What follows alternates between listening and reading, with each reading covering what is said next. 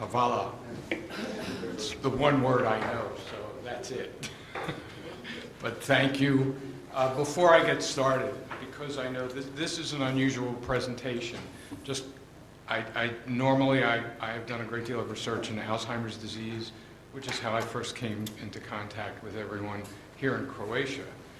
I also do some work in Germany where I evaluate, this is now background for what I'm going to present, I evaluate military service members who are coming back from Afghanistan and Iraq for post-traumatic stress and mild traumatic brain injury. I've contracted out privately with the Department of Defense from the US.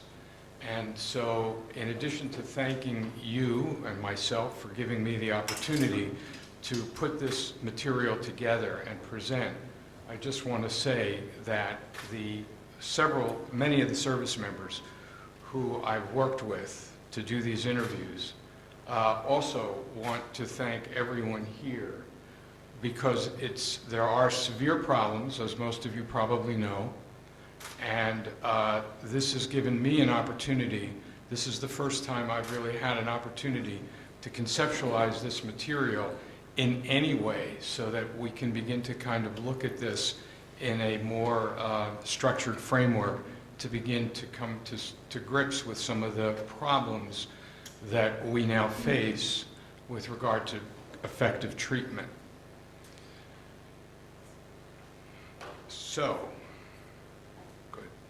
So as probably most of you are aware, in the US, there are severe problems, as I said before, with regard to evaluating and treating the problems associated with PTSD, specifically with the military. And as you can see, I just put up some headlines. You can see that these headlines are very recent. The problems exist, they're severe, and they are very recent.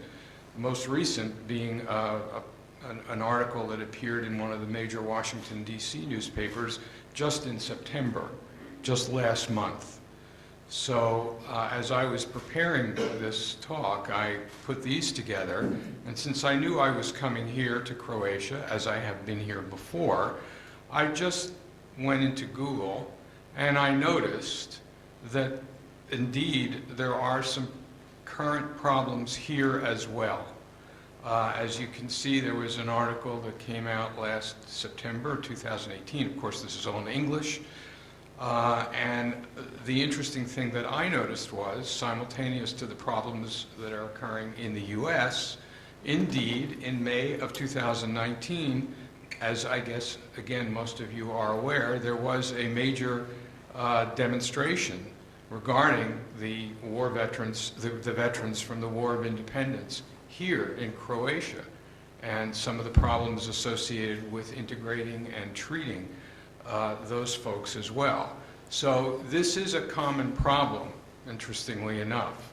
So what I'm going to do is now describe my first attempt, and this is really my first attempt at this, so you'll forgive me, it's not as sophisticated as we are used to doing, but it's a first attempt at trying to figure out what's going on here and how to begin to treat effectively these people.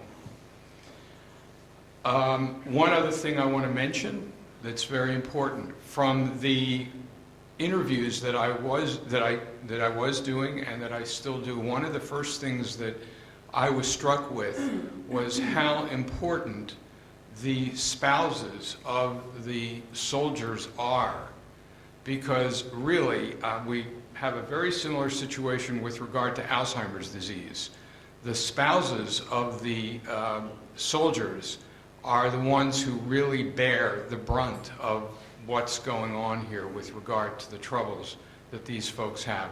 I see some people shaking their heads yes, so I immediately realize that obviously some of you have had this experience of evaluating and working with this group of people. It's absolutely true. And I admire the spouses. It's beyond my comprehension how, in terms of not only dealing with the normal family relations, that they have. They have to take care of their kids, they do all the shopping, they take over just about everything. It's astounding. So I've outlined these four themes that have been published that sort of have emanated from understanding what's going on with the spouses. One of the things is they frequently live with unpredictability regarding the episodes themselves when they occur to the soldiers, the veterans. They also bear both the physical burden, meaning the responsibilities that I mentioned, as well as the psychological burden of dealing with all of this. So for example, roles have to shift, they have to reintegrate their husband into the family structure. It is a very, very difficult situation. They also will frequently have to protect. They will tell you that they frequently have to protect their children. Not so much, they don't verbalize it as saying that they're protecting their children, quote, from my husband. They are protecting my children or the children from the PTSD symptoms, which is very, very interesting. And they also have to simultaneously begin to form or create a new life for not only themselves, but for the family in terms of how they function around the service member and the PTSD symptoms. It's a very, very stressful situation.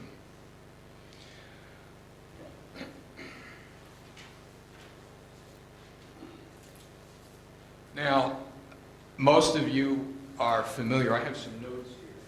I'm just going to go over this way. Most of you, of course, are familiar with the DSM and the Icd criteria for the diagnosis of PTSD. Again, I want to make it clear, I'm talking about specifically, this is not civilian PTSD, which is not to mitigate at all civilian PTSD, but this is combat related. I just want to make that clear because that's how this is going to evolve. Again, coming back to the ICD and the ICD-10 and the DSM-5, which I know everyone here is familiar with, one of the major criteria, I'm not going to go through all of the list of symptoms because you all know that, but clearly one of the major issues that has to be looked at are the traumatic conditions that fulfill the criteria for PTSD. And you can see, as you know, exposure to actual or threatened death, exposure to any sort of serious injury, sexual violence, or catastrophic events which are likely to cause distress, pervasive distress in anyone.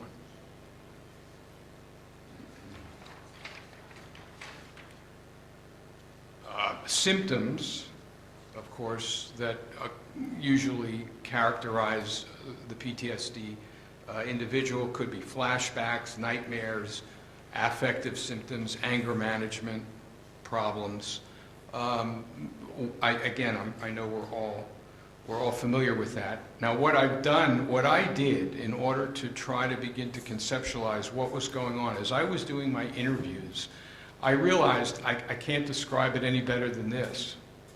As I was doing the individual interviews, I started to get in the back of my head, my occipital lobe, even though I wasn't seeing it, some sort of feeling that I was seeing some kind or feeling some kind of a theme or pattern, but I couldn't put my finger on what was going on. I heard similar kinds of complaints, similar kinds of stories, and I just wasn't sure what I was hearing. So one of the things that I did was I took these prototypical traumatic conditions from the DSM-5 or the ICD, and I translated them into what would be considered, I call them combat stressor traumatic conditions. In other words, how could I take what was listed in the ICD or the DSM and make it so that it was more specific to what these guys, and there were some women as well, what these people were experiencing from the point of view of combat. And I came up with 5 specific categories that I now looked at. Direct combat, which, and I'm just going to define these quickly. the direct combat situation, meaning that the individual was actually involved in face-to-face direct combat, either firing, hand-to-hand combat for his or her life. So it was direct combat, kill or be killed.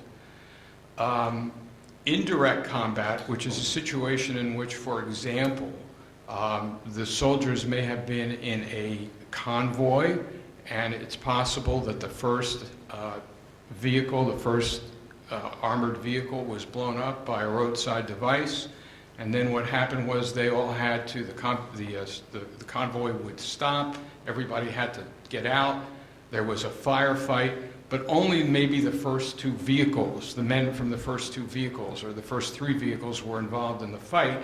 Everyone else had to pull back and hold fire, but they would occasionally be involved in some sort of distant firing on the hostile enemy, and I call that indirect combat. So in other words, they weren't face-to-face, they weren't firing or fighting hand-to-hand, it was at a distance. That was the second category. Watching and learning, which is a very interesting category. So these would be people who were, again, at a distance, but were not either physically fighting, they were just watching it. They might be in their barracks, and they might be mortared, but they weren't actually fighting or involved in hand-to-hand combat. They might learn that some of their colleagues, later in the day, they might learn that some of their colleagues had been killed or injured. One other piece of this is really interesting in terms of the watching that not too many people are aware of. There are situations where there are groups of soldiers who are now monitoring battles from satellites, and they can view in real time what's going on in the moment in the battle, but they have no contact with the group, with the actual men or women who are in battle. They can't break silence. All they can do is monitor and watch. That's an interesting experience because they can see their own men or women killed, and they can't do anything to stop it. It's very important. Other circumstances on the battlefield or in battle, there are some weird things that happen that I, as a civilian, had no idea. I'm not a military person, but I've heard weird stories that can happen in battle between people, sometimes their own, own guys, own women, sometimes between hostile forces, and that can also prove to be traumatic, so I lump that into other circumstances, but it does not require any actual combat. One example that I might explain so you can understand it is when a hierarchic, because of the military, a hierarchic arrangement when an officer will tell somebody below him or her to do something within the battle and they refuse. This is not supposed to happen, but it does, and that creates problems. And so it's that kind of thing. That also can create a traumatic event. And then finally, what I refer to as multiple stressors, which of course is any number of these altogether. So those are the five situations that I started to look at in terms of the data that I was collecting from these interviews. I did what's referred to as a qualitative assessment that I'm going to present to you. So just briefly, I don't know how familiar you are, I'm just going to go through this. I want you to understand this is an exploratory study, so I want to in no way give you a false impression of what's being done and what I think here. So first of all, it's a qualitative study. Specifically, it's retrospective, obviously, because I'm interviewing the soldiers and they are telling me their stories. So it's retrospective. There's no intervention that was introduced during this. It was just interviews. What I did was, within the interview process, I had a checklist of symptoms. There was a checklist of 58 symptoms, and I simply asked them before I started my interview if they could check yes or no on these 2 columns of 58 items. So what I did was I simply looked at the percentage of yes or no responses for each symptom on the checklist. Baby statistics. I'm not used to doing this. I have had the opportunity to work with very, very large populations. As Professor Mimica said, at NYU, we do various kinds of extreme, correlative techniques, multiple regression, factor analysis. Obviously, I couldn't do any of that.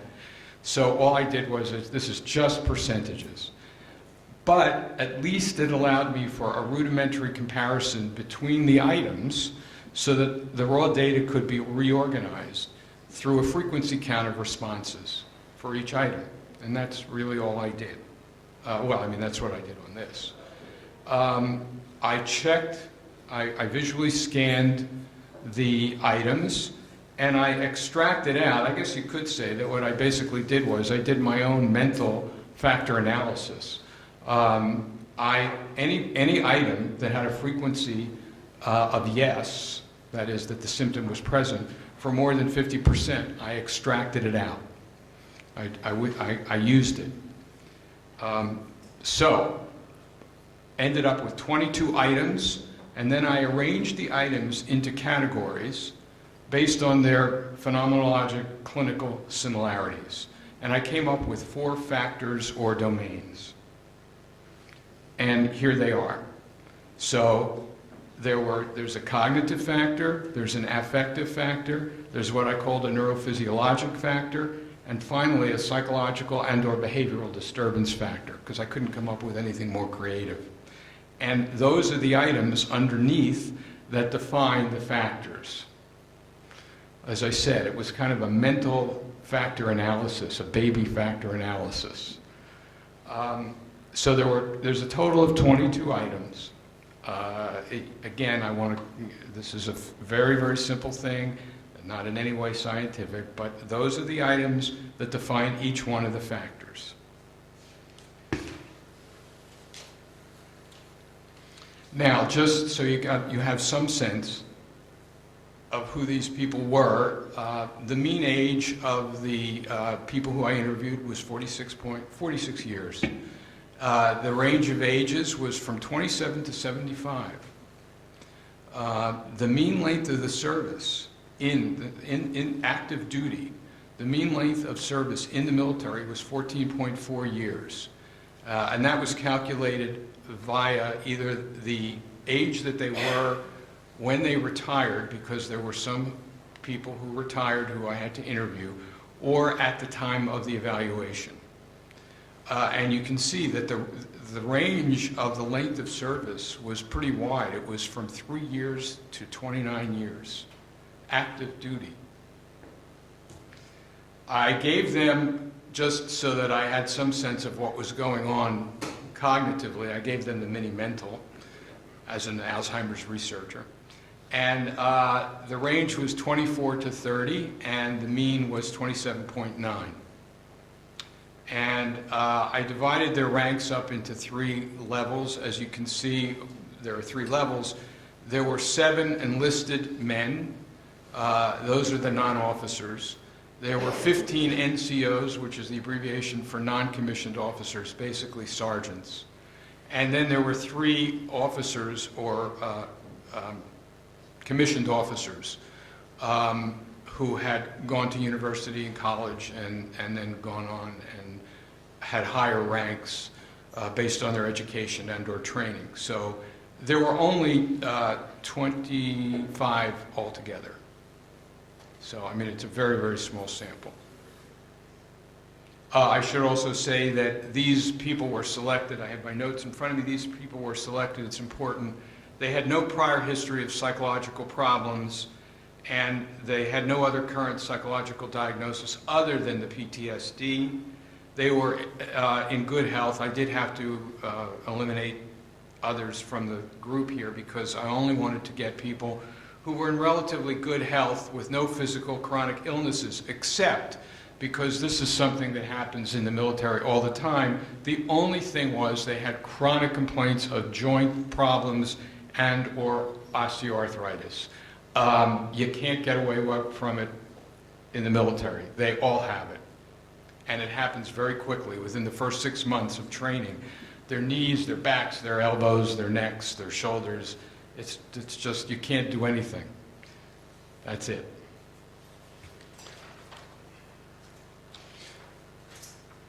Okay, now, I'm just getting into the results. How am I doing on time? 5 minutes.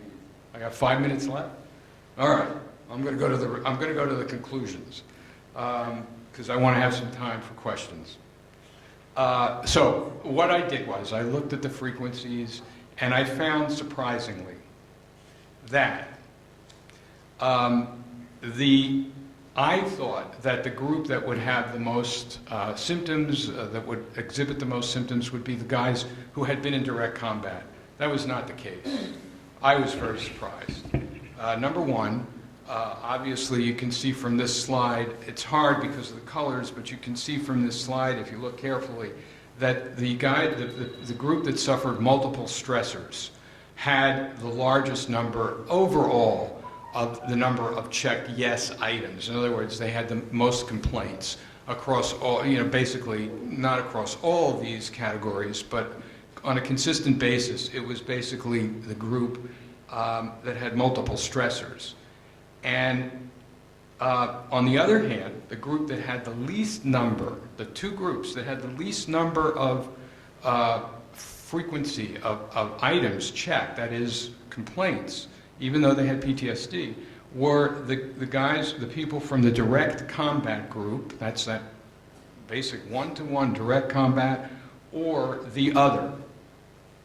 So that was very surprising for me, while the indirect combat and the watching and learning were sort of in the middle.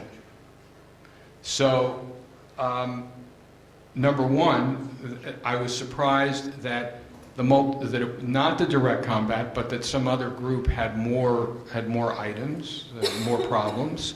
I'm also somewhat interested now, and I think that if I redid this, and I want to redo this, and this is one reason why I want to present this, and I'm going to try and do this very quickly, I think that the watching and learning group is something that's really very, very important. I think it's this now points out the fact that, I mean, they have more complaints, more symptomatic complaints than even the people who were in direct combat. I did look at years of active duty, and I divided them up into, I'm going to do this quickly, 3 groups. You can see the 3 groups. And interestingly enough, groups 1 and 2 are basically the same. The number of items, the number of symptomatic complaints don't actually begin to decrease until about 20 or 21 years out. So these things really persist for a long time, even with treatment. This is important. Well, it's all important. I looked at military rank, not surprisingly, enlisted personnel had more items checked than the other 2, whether you were commissioned or non-commissioned. Now, this is the kick. This is the killer. 25 members, 25 people in this study. 12 were taking medication. Everyone, all 25 had RXs. All 25 had prescriptions for medication. All 25 had partaken in a short-term cognitive behavioral therapy program. 12 were taking medication. That's the top. 13 were not. Of the 12 who were taking medication, you can see when I asked them, this is very informal, so this is really what I want to get back to. 10 told me they were getting worse. 1 said they were basically the same. There was no change after about a month or 2. Only 1 person said he was a little bit better. When they weren't taking, of the group that wasn't taking medication, 5 said they weren't getting any better. 5 said they weren't getting worse. 6 said they were about the same. 2 said they were a little bit better. Now, on the right-hand side, you can see the regimens, the psychiatric regimens, the medication regimen for the 12 patients who were taking medication. I'm not going to go through that. You can see that and come up with your own judgment. But what's really interesting here is if you just look at the aggregate of the first two columns, of the 12 patients, I'm doing this in front of me, of the 12 patients who said either they were getting worse, or of the 12 patients who were taking meds, yeah, wait a minute, I'm sorry, I'll do it this way. Of the 22 patients who were, that's right, of the 22 patients who were either getting worse or report they were the same, no change, it was half were taking the meds and half were not. So the medication, it was a 50-50 shot whether the medication would help or not. Of the 3 people who said they were getting better, only 1 was taking his meds. The other 2 were not. And they still said they were getting better. Now, I know for all of us who've worked with psychiatric patients for a long time, well, you know, this is not really surprising in a way, but, you know, this is where the side effects stuff comes in. I asked them what was going on, why they weren't taking the meds. I didn't have any scales. I was unable, that wasn't the point of my interviews. You know, they would tell me things like it made them drowsy and lethargic. They wouldn't say that. They'd say, I don't feel myself. The usual complaints that we all know about. So, now, what I propose is, these are my findings. I think it's really interesting. What I'm proposing is, I hope I have some time for questions or comments. I hope you have comments or questions. I'm really interested in this. In addition to my research in Alzheimer's disease, I'm going to go back and I'm going to try to continue my interviews, I do these in Germany, with new groups of people and restructure the study so that it's a more generalizable, valid study that we can all really begin to look at and pull some meaningful data out of with regard to medication and treatment, side effects. And if anybody here is interested in collaborating with me, I would be more than happy to talk with you. So, any questions, comments, or anything?